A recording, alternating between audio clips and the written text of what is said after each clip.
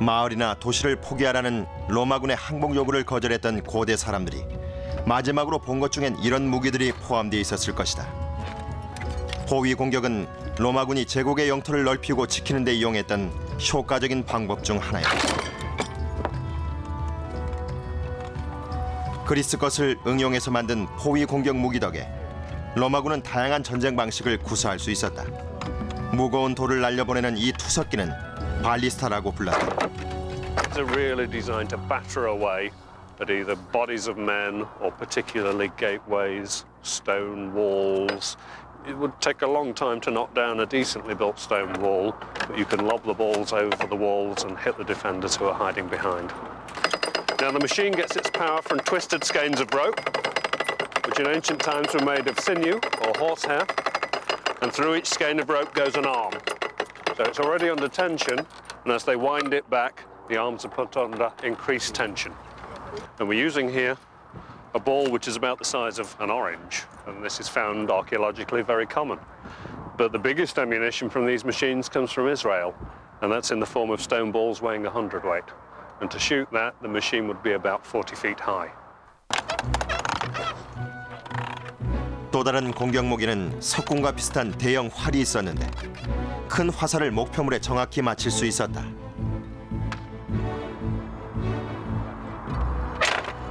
It's designed to shoot arrows, but an arrow far bigger than you could shoot with a handheld bow. And it's an arrow like this. It's heavy, it's got a large square-shaped tip, which would penetrate armor, penetrate shields, penetrate men. We know that when battering rams and siege towers were used, machines like this were positioned in them to give that covering fire as the machine moved towards the walls. And in field battles as well, these were very useful. 로마군은 다양한 포위 공격 무기를 갖고 있었다. 바퀴를 단 키 큰 이동탑에 궁수들을 배치해 적의 수비병들을 죽였다. 경락고처럼 생긴 이동기구는 적의 성을 집중 공격할 때 병사들을 보호해 주었다. 요새화된 마을을 공격할 때 로마군은 거북 대형을 자주 사용했다. 방패로 보호막을 만들어서 그 밑에 들어가 진격하면 적의 성벽에서 쏟아지는 화살비를 막을 수 있었기 때문이다. 다양한 무기와 전술 때문에 로마군의 공격을 막아낼 수 있는 고대 마을이나 도시가 없었다. 게다가 로마군에게 대항하면 사륙당하고 파괴당했다.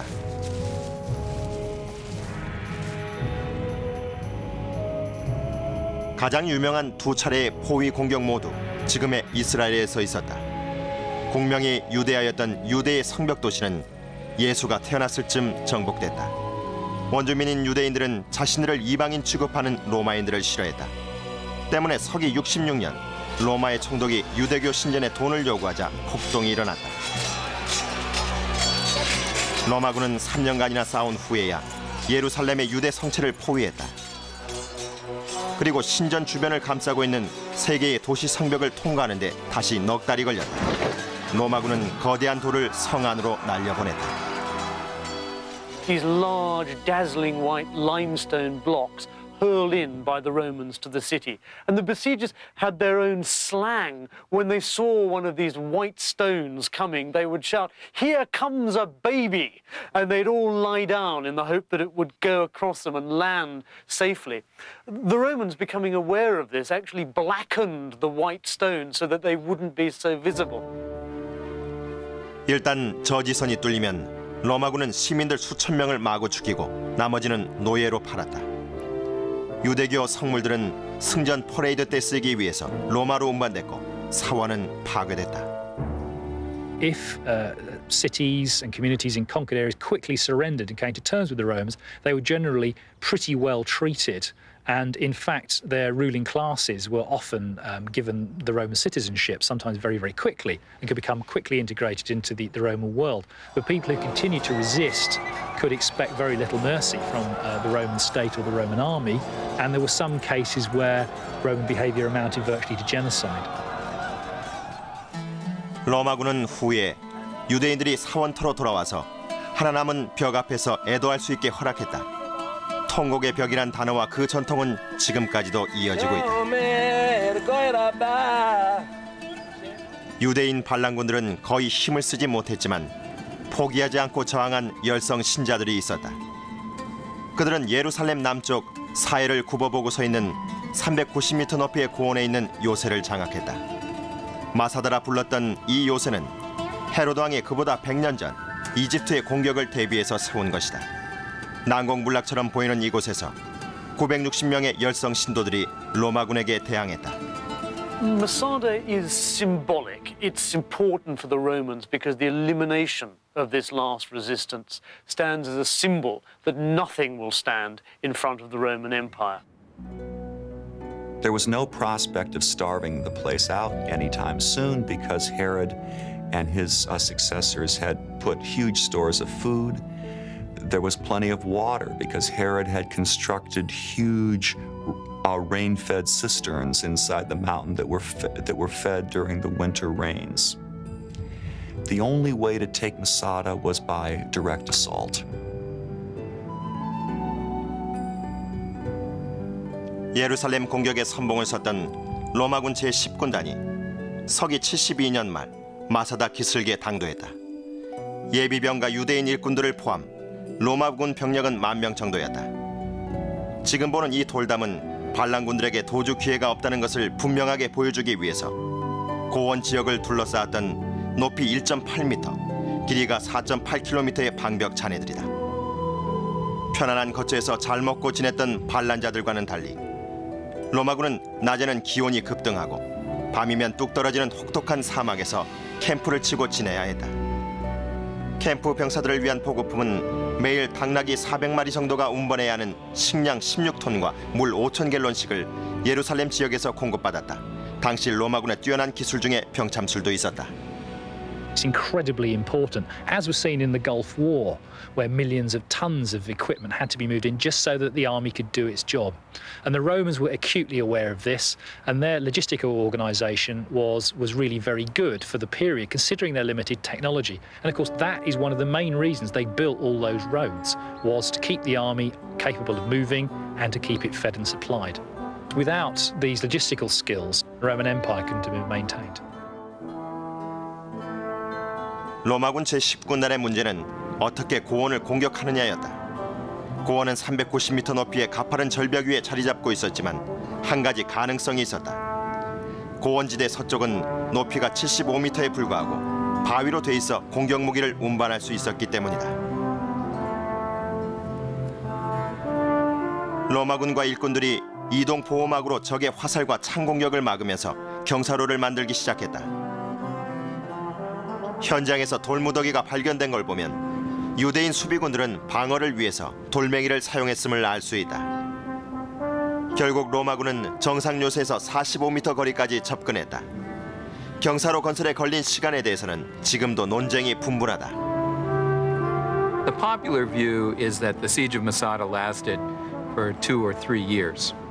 I don't think there's any reason to think that the siege lasted more than 4 to 8 weeks. Most Roman sieges were fairly short. Siege of Jerusalem, one of the most hardest fought of ancient times, took 4 months. 경사로가 완공되자 로마군은 공성기를 이용해 외벽을 부쉈지만 그걸로는 충분하지 않았다. 수비군들이 그 뒤에 두 번째 방벽을 쌓아놓고 있었는데 나무와 흙으로 만들었기 때문에 공성기도 별 소용이 없었다. The Romans responded by setting fire to the Jewish wall. And this seemed to work initially, but at one moment the fire blew back and looked like it might burn all the Roman siege engines. But as Flavius Josephus, who recorded this, said, God was on the Roman side and the fire blew in and burnt down the Jewish wall. 로마군은 공격하기 위해서 날이 밝기만을 기다렸다. 성한 사람들은 포로가 되면 어떤 일을 당하는지 잘 알고 있었다. In most cases, rebels were enslaved, but they also might have been killed, even crucified or sent to fight in gladiatorial games. 그래서 반란군은 스스로 운명을 결정지었다. 그들은 여자와 아이들을 죽인 다음 서로를 죽이기로 결정했다. 동이 트고 로마군이 성 안으로 몰려들어왔지만 사방이 조용했다. 그때 숨어있다가 대량 학살을 모면한 여자 2명과 5 아이들이 발견됐다. 로마군들은 그들에게서 상황 설명을 들었다. It's to the Romans' credit that they were amazed that this had happened, that they felt even in their victory there was an element of defeat. 마사다는 유대인 봉기에 종지부를 찍었다. 그러나 60년 후 로마인이 예루살렘의 유대 신전 폐허에 정착촌을 세우기로 결정하자 다시 폭동이 일어났다. 유대인 반란군들은 4년 동안이나 로마군과 싸우면서 수천 명이 목숨을 잃었다. 생존자들 대다수가 유대아에서 추방되면서 유대인들이 사방으로 흩어졌다.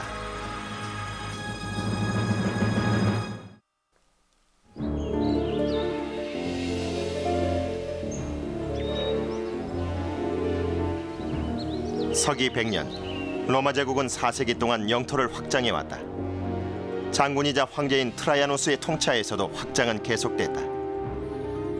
그는 지금의 루마니아인 다키아를 합병했고 아르메니아와 아라비아를 점령했으며 서기 116년에는 현재의 이라크 킵스키까지 진군해 페르시아만까지 이르렀다. 하지만 로마군에겐 새로운 정복지들을 다스릴 여력이 없었다. 서기 117년, 트라이아누스 황제가 죽고 하드리아누스 장군이 왕위를 계승했다. 하드리아누스는 확장 정책을 번복, 이라크에서 철수하고 제국의 국경선들을 확정했다.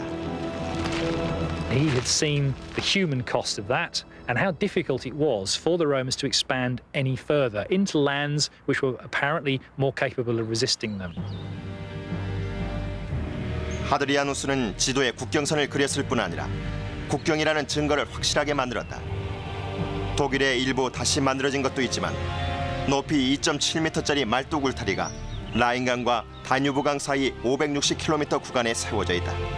목적은 게르만족의 침략을 막는 것이었다.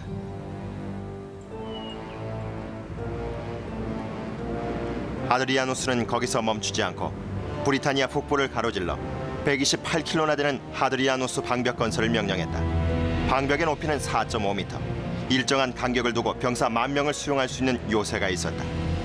오랜 세월 탓에 파손되긴 했지만 보수된 부분을 보면 브리타니아 부족들이 보고 얼마나 놀랐을지 짐작이 간다. 고대학자들은 방벽이 로마군과 야만족들을 갈라놓기 위해서 세워졌다라고만 적고 있다. 방벽 근처에 위치한 빈돌란다 요새에 남아있는 고고학적 증거를 보면 방벽이 세워지기 얼마 전 싸움이 있었음을 알 수 있다. Romans had a lot of casualties, with commanding officers being killed. That's very unusual. And of course that, to a certain extent, gives a reason for building the wall. A lot of trouble, Hadrian puts it down, we'll make damn certain it doesn't happen again. Build the wall. 병사들이 직접 투입돼 방벽을 쌓았다. 하드리아누스 방벽은 3개 군단 15,000명이 투입돼 거의 10년이나 걸려서 서기 130년경 완공됐다.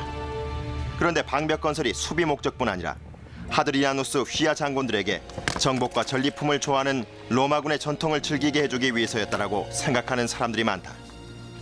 Under Augustus, Virgil writes his poem saying, the gods have given Rome an empire without end, an empire without end in time or space.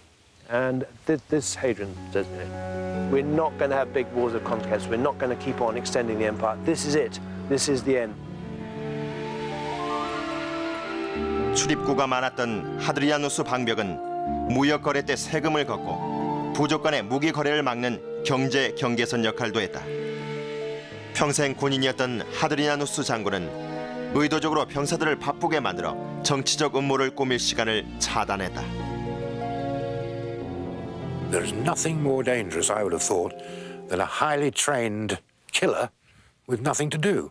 I mean, what is your soldier? He's a highly trained killer, paid by the state. And if you don't give him anything to do, you're asking for trouble. 하드리아누스 방벽은 그의 이기심의 산물이었는지도 모른다. 그는 대규모 공사를 좋아했고 자신을 건축 전문가라고 생각했다. 그는 로마의 판테온 신전 재건축을 도왔고 수비에만 병사 1,000명이 필요했던 거대한 빌라를 로마시 외곽에 지었다. 그의 빌라 부지 면적은 폼페이시의 2배인 300에이커나 됐다.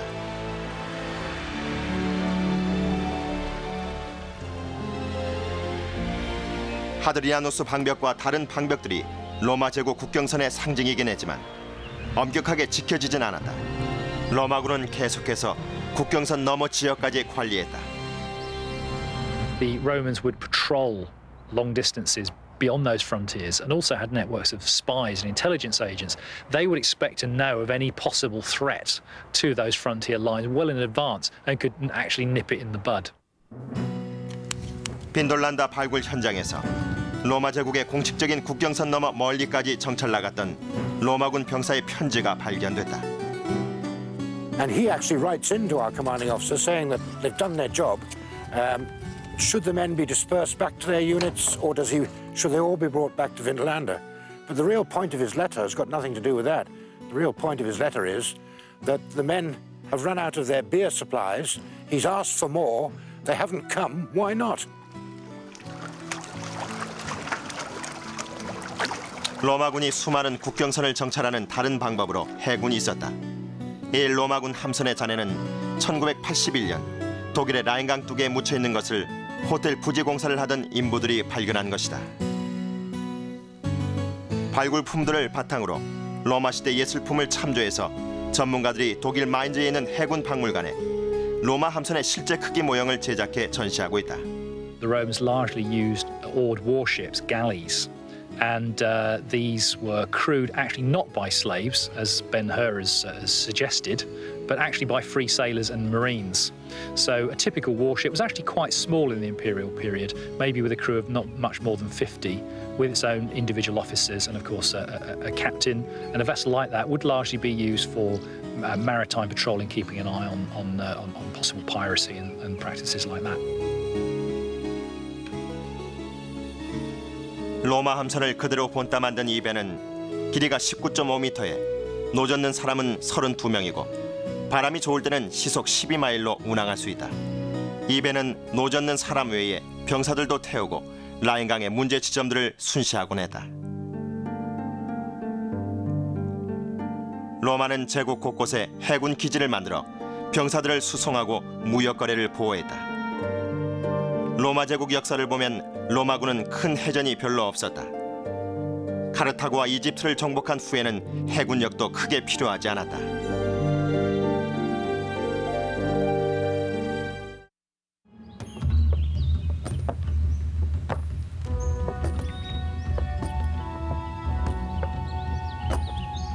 로마 제국의 국경선을 확정하기로 결정한 하드리아누스 황제는 로마 군대의 성격을 바꾸는 데 힘을 보탰다.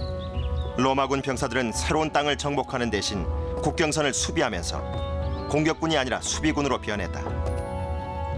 요새들도 그 변화에 동참하면서 목재 요새에서 석재 요새로 바뀌었다. 당시 석재 요새의 모습이다. 이 요새는 독일 짤부르크에 있는데 원형 위에 재건축한 것이다. 로마군 요새들은 대부분 산길이나 강의 교차 지점 같은 전략 요충지에 자리 잡고 있었다. 직사각형 모양으로 면적은 최고 50에이커였고 45에서 54m마다 탑이 세워져 있어 침입자를 물리칠 수 있었다. 요새 주위엔 적의 기습을 막기 위한 깊은 해자도 있었다. 요새 중심 건물인 프린키피아는 그 지역 사무실들을 관리하는 행정부였다. 그러나 대부분의 요새가 병영으로 나뉘어져 있어 일반 병사들은 동료 군단병들과 원하는 것 이상으로 가깝게 지낼 수밖에 없었다. This is one of many barrack rooms in the fort here at Chesters on Hadrian's Wall. And in this particular space, 8 soldiers would have spent their leisure hours, and this is where they would have slept. This whole area here would have been divided off by some kind of partition around about here. The room out at the front was probably where they kept all their equipment. So it was in an area like this that all of these soldiers actually had to eat and sleep. And in fact, they may have not have been on their own. It's quite possible that also some of them at least will have had their wives and children in here. This was a very crowded place. 직업장교인 백부장들의 숙소는 사병들에 비해 훨씬 넓었고 또 고급이었다. In comparison to the spaces lived in by ordinary soldiers, a centurion had a whole house to himself. This large rectangular foundations here are the remains of one such centurion's house here at Chesters. And you can see there are a number of rooms. He had a separate living room, kitchen, storage facilities, bedroom. There was plenty of space for him and his family, his wife, his servants, all to live in together. And this actually reflects in stone the great difference in social standing between an ordinary soldier in one of these barrack rooms and a centurion. Centurions were paid at least 20 times as much as ordinary soldiers and had living accommodation appropriate to their standing. 지휘관들의 숙소는 귀족 신분을 보여주듯 시골 별장처럼 보였다. 하드리아누스 방벽에 있는 빈돌란다 요새에서 중앙 난방 시스템이 발견된 게 좋은 예다. The hot air, which is the furnace, must be next door. In comes the hot air, circulates around the pillars, and then it comes up through the walls. Now, in here we know there's a wall vent. There's another one here, and the hot air is drawn up through the walls and then out through the top. It's actually a very efficient heating system for a house. With one proviso, you do need half a dozen slaves to keep the boilers going. 로마 사회의 엄격한 사회 질서 때문에 사령관들은 병사들과 어울리지 않았다. We've got the remains of the social diary of our commander Flavius Cerealis, covering a period of 2.5 years. And in that course of that time, he is giving quite a lot of dinner parties. Dinner parties for the governor of Britain when he comes here, dinner parties for fellow commanding officers, and once, rather nicely, a dinner party for his veterans, the soldiers who just recently retired. But there's no hint of all other ranks coming in and eating at the commander's table. 일반 사병들과 달리 사령관은 공식적으로 요새 안에서 가족들과 함께 살 수 있었다. 그 사실을 뒷받침하는 증거도 남아있다. Here are the shoes of his wife, and it's so rare for us to be able to say that little slipper belongs to Sulpicia Lepidina, wife of Flavius Cerealis. She has a very distinctive shoe size. Look at all these little indentations here. The shoe is stamped with the name of the maker, Lucius Aebutius Thales, and a sort of maple leaf stamped on it as well. And we've got several of her shoes, all the same little size. They have their 3 children with them there. And here's the little one's little boot. Now, that is a very expensive little boot. That's all hand-carved out of a single piece of leather. And he's even got his little studs in the bottom.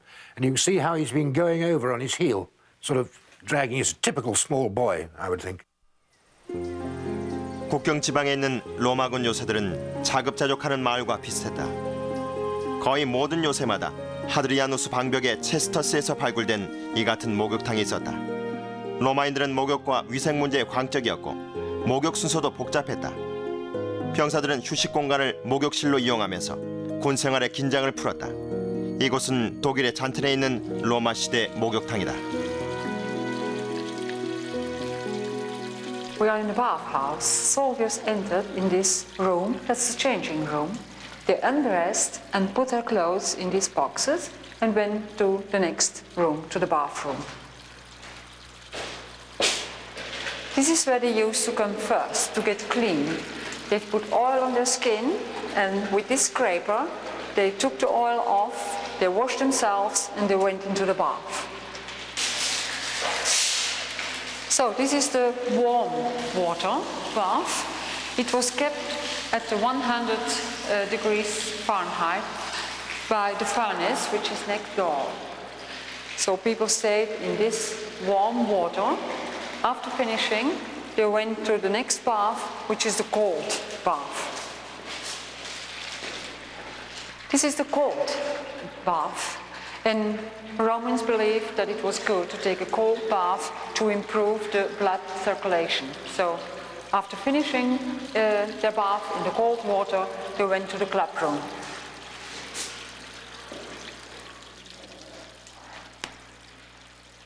So this is the club room where soldiers came after having their cold bath. They could stay for a while here. They could talk to each other, playing dice, having massage, and just forget being a soldier for a short while.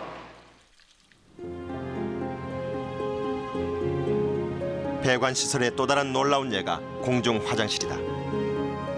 병기는 작은 지붕만 있는 탁 트인 공간에 60cm 간격으로 촘촘하게 놓여 있다. 아직 화장지가 발명되기 전이었기 때문에 병사들은 막대기에 껴있는 스폰지로 뒤를 닦은 다음 그걸 앞쪽 물이 흐르는 수로에서 씻었다. 병사들의 여흥을 위해서 많은 요새들이 독일 잔텐에 재건축한 이곳처럼 원형 극장을 지어놓았다.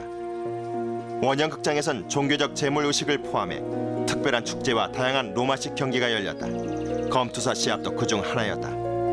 평화가 오래 지속됐기 때문에 국경 지방의 병사들에게는 오락거리가 필요했다. I would have thought that most Roman soldiers serving on the wall here, doing their full 25 years, might never cast a spear in anger in the whole of that time.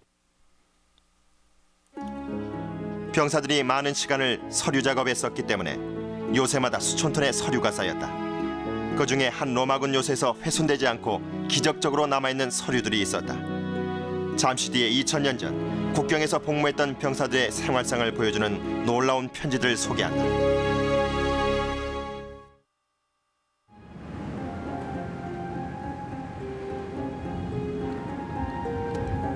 영국 북부에 있는 로마군 요새에서 고고학자들이 병사들이 쓰던 소지품을 발굴하고 있다. 발굴품들은 로마 병사들의 생활상을 그대로 보여주고 있다. 빈돌란다 요새 진흙탕 깊은 곳에서 병사들 편지 수백 통이 출토됐다. Here is an example of a document written in ink on specially prepared wood. It's either alder or birch, local wood that they've specially created these tablets for. We don't work from the originals at all. We work entirely from the infrared photographs because they show up so much more than you can see with the naked eye. Direct messages from the past. There's a lovely one, and that is from an officer, our commanding officer, a draft letter going out from here saying, "When I was with you, I left behind all my hunting nets. Please send them on to me, namely my special drag nets for swans, the small nets for thrushes," and so it goes on. This extraordinary letter coming in to a soldier saying, "I am sending you a parcel of some socks, 2 pairs of shoes," and then it said subligaria. Now, subligaria is a very rare word, and that had people thumbing through all the dictionaries. It does appear, I think, in a fairly rare poem of the poet Catullus. It's underpants. 빈돌란다에선 편지 외에도 온갖 종류의 무기들과 당시 병사들이 무기를 어떻게 사용했는지에 대한 증거도 발굴됐다. Often we pick up a thing like this, which is the skull of a Roman cattle, a cow or an oxen or something. It's been poleaxed. You can see the big indentation here. Someone has banged it like that. And then it's obviously been stuck on a pole and used for target practice. We have actually several of these. You can see where the Roman ballistas have gone boom, straight in. 빈돌란다 요새의 깊은 땅속은 고대 유물 보관의 적지였던 것 같다. 덕분에 로마 시대 옷감들까지 좋은 상태로 출토됐다. That is what it looks like. It's a Roman bandage made of some quite good quality local wool. But we get everything from bandages to bits of big jerseys, even a sock made out of 2 different pieces of textiles sewn together. But again, it's wonderful getting the textiles. They've lost their color, although by analyzing them, we can actually work out what color they originally had. And you'll see in our display case, their colors are much softer and gentler than the rather harsh colors produced by artificial dyes today.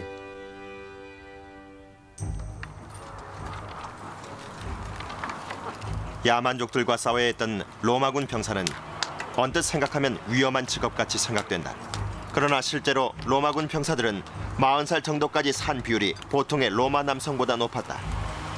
병사들은 좋은 숙소에 훈련을 받았고 도시인들보다 잘 먹었다.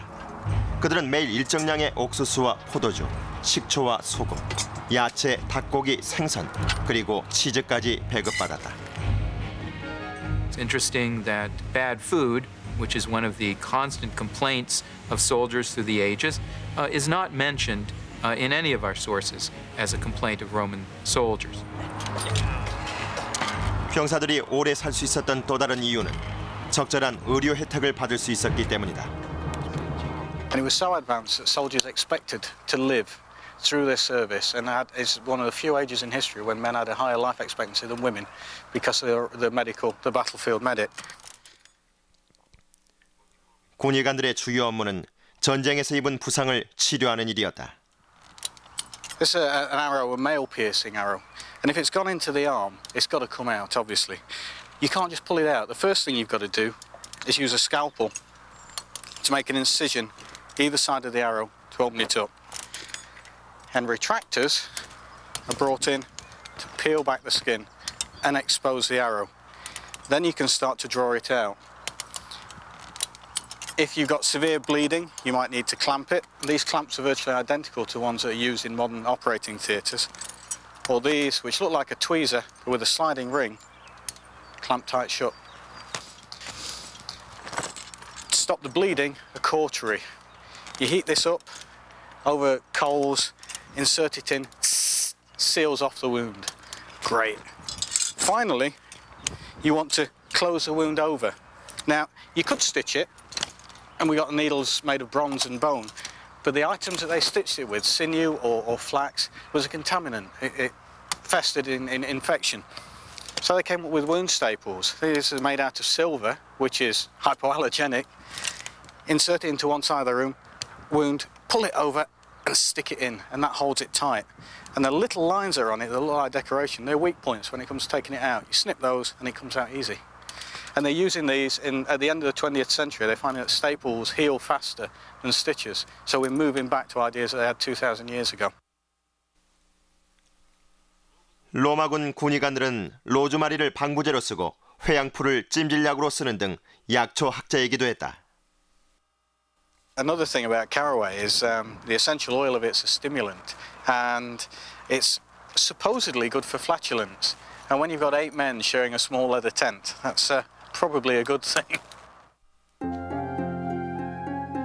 대부분의 군대처럼 로마군도 신들이 자기들 편이라고 믿었기 때문에 신들에게 거슬리지 않도록 각별히 조심했다. 전투에 앞서 동물을 제물로 바치고 여러 가지 징조도 살폈다. 신들이 로마군의 승리를 원하면 새떼나 구름 모양으로 뜻을 알려준다고 믿었다. 사병들은 가능한 많은 신을 섬겼다. 주피터나 아폴로, 마르스, 그리고 헤라클레스. 그것도 모자라 원정 지역 토착 신들에게까지 기도를 올렸다. They do seem to have had an adopt a god scheme wherever they went. They were always terribly worried that somebody else had more important gods than them.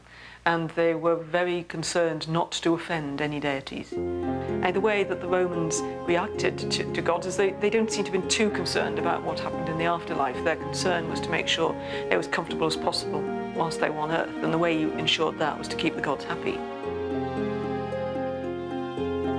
로마 군인들에게 가장 인기 있던 신들 중 하나가 페르시아의 미트라였다. 미트라는 그 피가 생명의 원천인 황소를 죽였다고 전해지는 신이다. 미트라를 모시는 신전이 있는 요새들이 많았는데 독일 짤브루크에 있는 이 재건축물도 그중 하나다. It would have been very dark. Each Mithraeum was supposed to be as dark as the original cave where Mithras killed the bull. So it would have been dark and smoky, and pine cones burning as incense on one of the altars. They all seem to have had this relief showing Mithras killing the primeval bull. Now this, according to Mithraic worshippers, was the act of creation. And from this act of killing the bull, all life sprang. And you can see that the wheat is growing from his tail there. 로마군들 사이에 널리 전파되지 못했던 종교가 바로 기독교였다. 기독교는 서로마 제국의 종말이 가까워오는 300년경이 돼서야 비로소 제국의 국교가 됐다. It would have been quite difficult, I think, to have been a Christian in the Roman army before it became the official religion, because the Roman army expected you to worship certain set deities, such as the birthday of the emperor or Jupiter on certain days. And if you were a Christian and believed there was only one God, then you would have a fundamental problem with that. 병사들은 다른 숭배물도 항상 가지고 다녔다.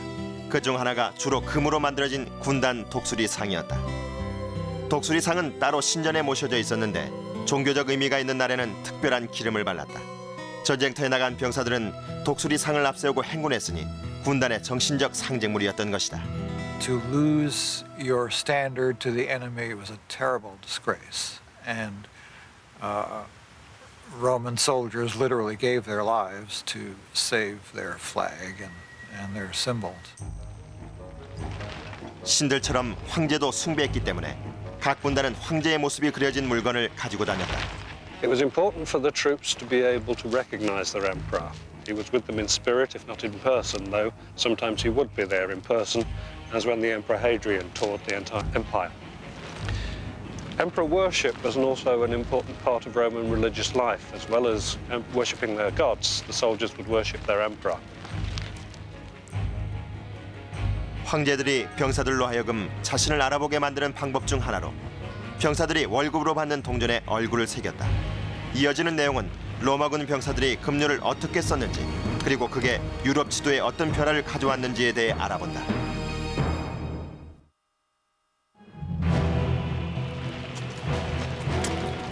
로마 병사들은 고대 시대의 다른 사람들은 받지 못했던 혜택을 누렸다. 바로 정기급이다.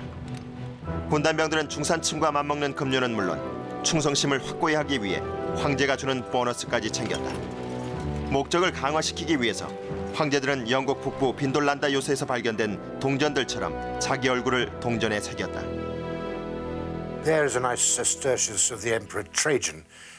Fairly normal coin on a find on many sites. It's all green and mouldy, but that is how Roman coins normally come out. But on a site like this, where we've got these rather special levels buried deep down, that is the same issue of coin coming from the early levels. I mean, you know, you'd think that was gold, but it's not. It's a nice shiny bronze coin in excellent condition, no corrosion, nothing. 병사들의 저금은 요새 특수 금고실에 보관됐다. 하드리아누스 방벽의 체스터스 요새에 보기 드물게 금고실이 보존돼 있다. 고대 시대의 미니 금괴 저장소였던 셈이다.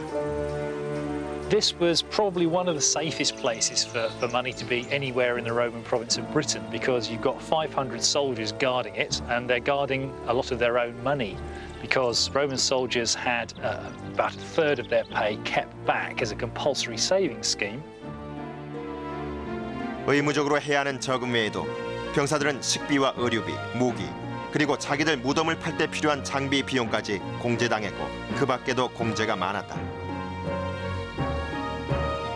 Fines for loss of equipment, buying that extra pepper to liven up the food, or indeed, if they're not feeling very well, buying some opium. I mean, we get opium on the tablets. The quartermaster is issuing it. We would like to think for medical purposes, but you never know.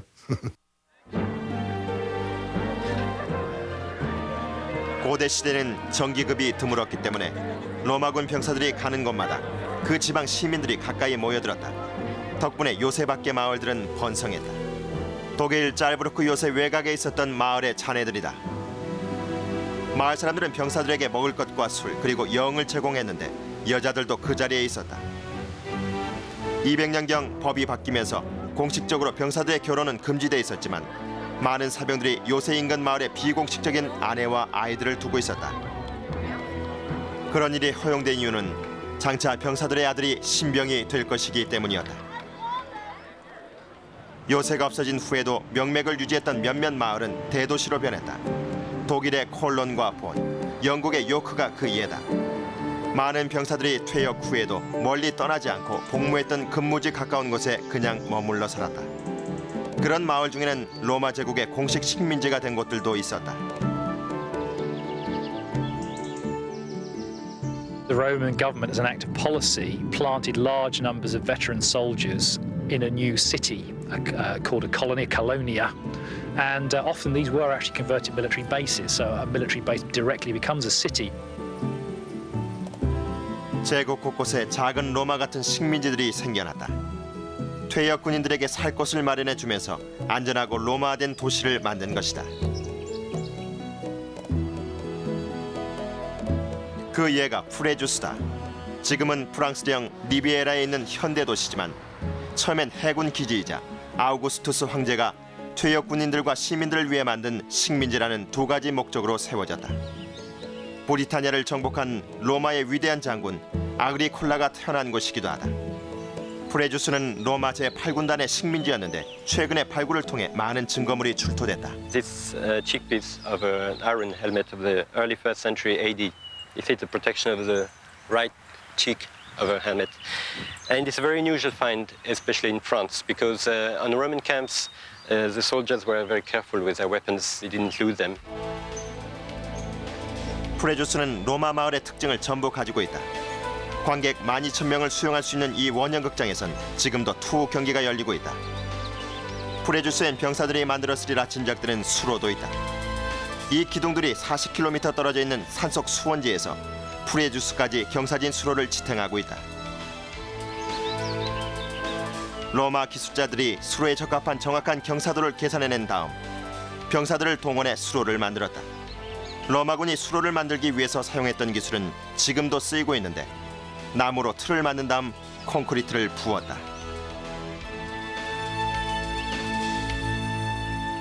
They just had to put some planks here inside the channel, and then they had the mold, internal mold for it, and then they could pour the concrete between the two parts, just as we do now with the concrete. You know, the Romans used the concrete in the same way as we do.